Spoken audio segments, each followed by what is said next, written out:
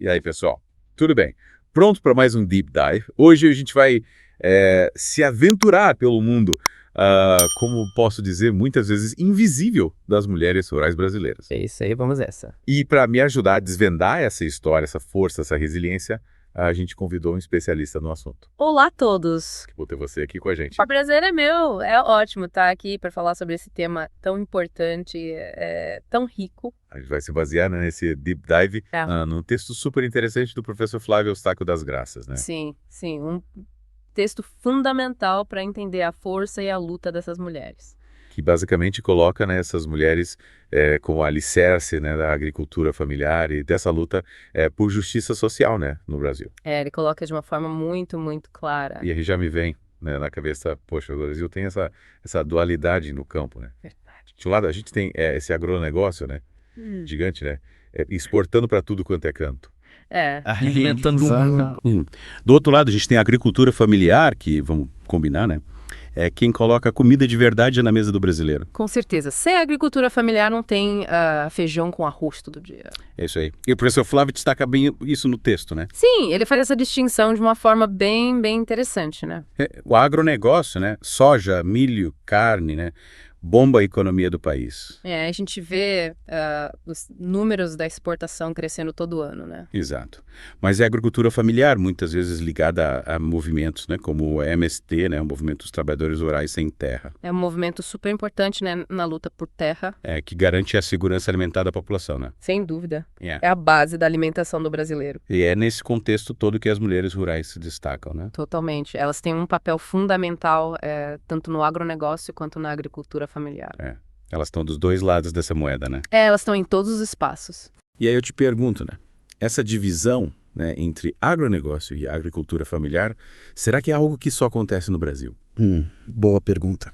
Você que está ouvindo a gente, já percebeu algo parecido em outros países? Fica a reflexão. Conta pra gente, manda pra gente nas redes sociais. Participe da conversa. É isso aí. E, historicamente, a gente sabe que as mulheres do campo carregam uma dupla, às vezes tripla jornada, né? É verdade. Uma carga muito pesada. Um trabalho duro na lavoura, cuidado da casa, dos filhos, né?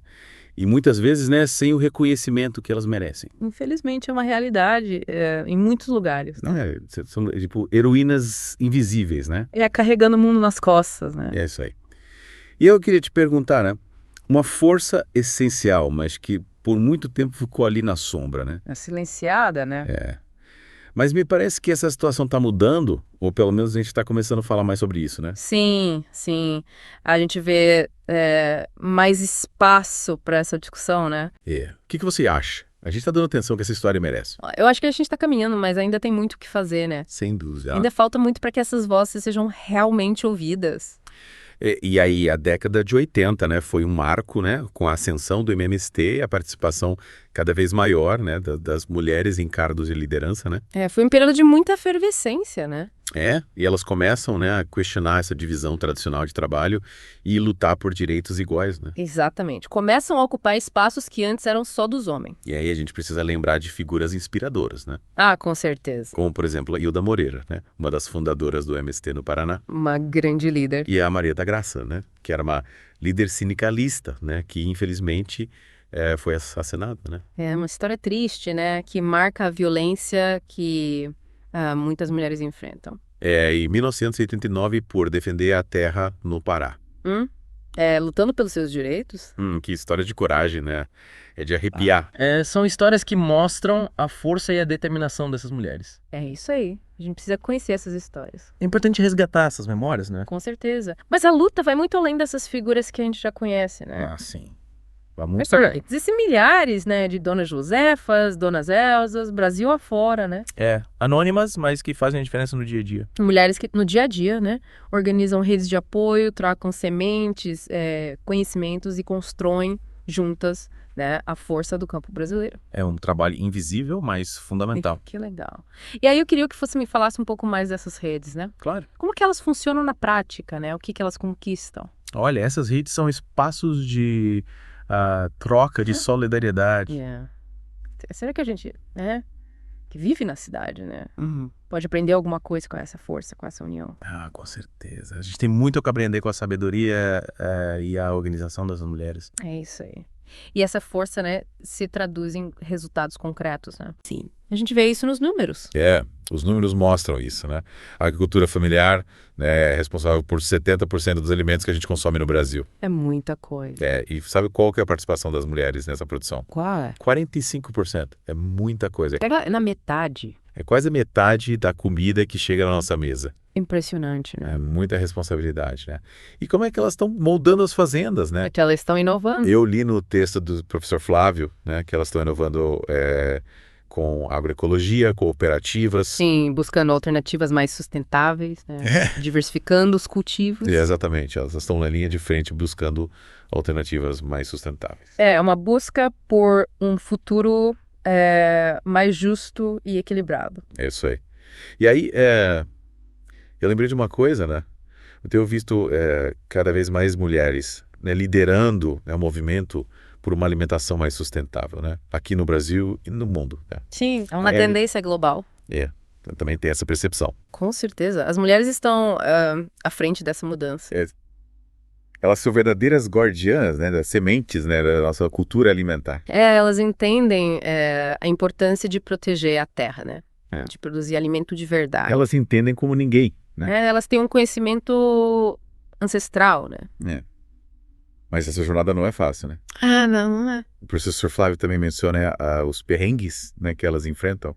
A realidade é dura. A desigualdade, a violência. A falta de apoio, né?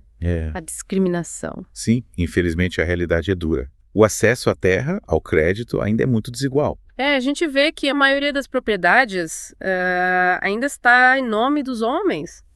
Só uma pequena porcentagem, né, das propriedades rurais no Brasil tem mulheres como proprietárias, né? A desigualdade é gritante. E a violência doméstica, né? A falta de políticas públicas específicas para elas também são obstáculos enormes, né?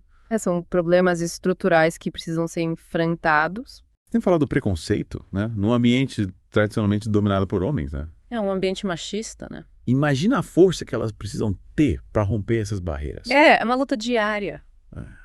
Mesmo com tantos desafios, né? Sim. Os avanços são inegáveis, né? A gente tem que celebrar as conquistas. A quantidade de mulheres empreendedoras no campo, por exemplo, cresceu absurdamente nos últimos anos, né? É verdade. É um número que impressiona. Elas estão literalmente cultivando um futuro diferente. Plantando sementes de mudança. É isso aí. E esse crescimento também aparece, né, no número de mulheres que lideram suas famílias no campo, né? Sim, cada vez mais mulheres chefes de família. É a força feminina transformando o Brasil rural. Mostrando que lugar de mulher é onde ela quiser. É isso aí. Inclusive liderando, é verdade, e essa força, essa luta por justiça não fica só no campo, né? Ela se espalha, ecoa na cultura, na arte, toca a gente de diferentes maneiras. O filme Ainda Estou Aqui é um exemplo disso, né? Trazendo à tona as feridas do passado e a força da resistência feminina. E o mais legal é que o filme, além de contar essa história emocionante da Eunice Paiva, né, conseguiu o Oscar, é o reconhecimento internacional dessa luta, dessa busca por justiça, o que te chamou a atenção no filme. O que você acha que ele revela sobre a realidade dessas mulheres? Olha, o que me impactou foi a persistência da Eunice, né? 25 anos de busca, de angústia, de luta contra um sistema que tentava silenciá-la. E essa persistência, essa força para não desistir é algo que eu vejo em muitas mulheres do campo. Elas enfrentam desafios enormes, mas não se calam, não se deixam abater. O filme consegue transmitir essa força de uma maneira muito tocante, muito real. A atuação da Fernanda Torres também é incrível, né? Ela consegue transmitir toda a dor, a angústia, mas também a força da Eunice. E essa história, infelizmente, não é um caso isolado, né? Quantas Eunices existem por aí, lutando contra a injustiça, contra a violência? Muitas. E é por isso que a gente precisa falar sobre isso, né? Dar visibilidade a essas histórias. O legado de mulheres como a Margarida Maria Alves, assassinada por defender os direitos dos trabalhadores rurais, mostra que a luta continua. E essa frase dela: a morte não nos assusta, o que nos assusta é a injustiça, é o chamado ação. Um lembrete de que a gente não pode se calar diante da opressão. É verdade. E você acha que as histórias dessas mulheres, tanto as figuras públicas quanto as anônimas, estão sendo contadas como deveriam? A gente está dando voz a essas histórias. Acho que a gente tem avançado, mas ainda há muito a ser feito. A visibilidade é essencial para que essa luta por igualdade e justiça social ganhe força. A gente precisa ampliar essas vozes, compartilhar essas histórias, reconhecer as conquistas e denunciar as injustiças que ainda persistem. E como a gente pode fazer isso na prática? Que ferramentas a gente pode usar para dar mais visibilidade a essas histórias? Olha, a arte é uma ferramenta poderosa, né? A gente viu isso com o filme. A música, a literatura, o teatro, a fotografia, o cinema, todas essas formas de expressão artística, né? Elas podem ajudar a levar essas histórias para um público maior, a sensibilizar as pessoas e a inspirar a ação. E a educação? Qual o papel da educação nesse processo? A educação é fundamental. A gente precisa incluir nos currículos escolares a história da luta das mulheres no campo, desde as pioneiras do movimento feminista rural até as líderes contemporâneas. É preciso desconstruir estereótipos, valorizar a diversidade e mostrar para as novas gerações que um futuro mais justo e igualitário é possível. E a mídia, hein? Você acha que a imprensa tem dado a devida atenção a essa questão? A mídia tem um papel crucial na construção de narrativas, na formação da opinião pública. É fundamental que a imprensa se comprometa a dar visibilidade às questões que afetam as mulheres do campo, né? Com reportagens sérias, análises críticas e espaço para que elas possam contar suas próprias histórias, com as suas próprias palavras. E, gente, como indivíduos, o que a gente pode fazer para contribuir para essa mudança? Bom, primeiro a gente precisa se informar, né? Buscar conhecimento sobre a realidade das mulheres no campo, entender os desafios que elas enfrentam e as conquistas que elas alcançaram. Aí, com conhecimento, a gente pode agir. E como a gente pode agir? Me dá alguns exemplos de ações concretas. A gente pode apoiar organizações e movimentos sociais que lutam pelos direitos das mulheres rurais, como o MST, a Marcha das Margaridas, a Articulação Nacional de Agroecologia. A gente pode consumir produtos da agricultura familiar, dando preferência aos produtos de mulheres e incentivar as pessoas ao nosso redor a fazerem o mesmo. E no dia a dia, tem alguma coisa que a gente possa fazer para promover a igualdade de gênero e combater o machismo nos nossos círculos sociais? Claro, questionar piadas e comentários machistas, promover debates sobre o tema, compartilhar informações e histórias de mulheres que estão fazendo a diferença no mundo e, claro, educar os nossos filhos e filhas para uma cultura de respeito e igualdade. Isso aí. Pequenas ações, né, quando a gente coloca em prática, vai abrir uma onda gigante de mudança. E, no fundo, o que a gente busca é um futuro mais justo, igualitário, sustentável para todo mundo, né?